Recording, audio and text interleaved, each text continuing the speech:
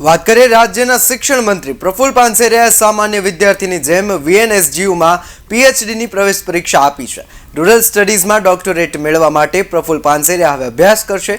શિક્ષણ મંત્રી પ્રફુલ પાનસેરિયા પ્રવેશ મેળવવા પાસ થઈ જતા હવે યુનિવર્સિટીમાં PhD કરશે। સુરતની દક્ષિણ ગુજરાત વીર નર્મદ યુનિવર્સિટી ખાતે 2 દિવસીય PhD પરીક્ષાનું આયોજન કરવામાં આવ્યું હતું।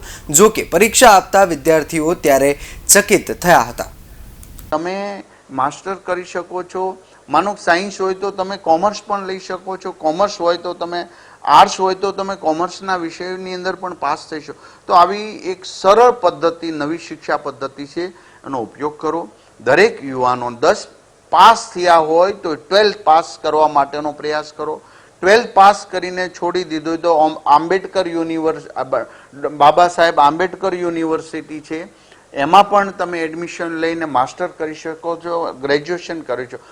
બાબા સાહેબ આંબેડકર યુનિવર્સિટીમાં ગ્રેજ્યુએટ થઈને પણ માસ્ટર તમે બીજી યુનિવર્સિટીમાં કરી શકો। આ બધી નવી શિક્ષા પદ્ધતિમાં ખૂબ તક છે। ત્યારે હું દરેક યુવાનને વિનંતી કરું કે કમસે કમ તમારું ગ્રેજ્યુએશન પૂરું કરો,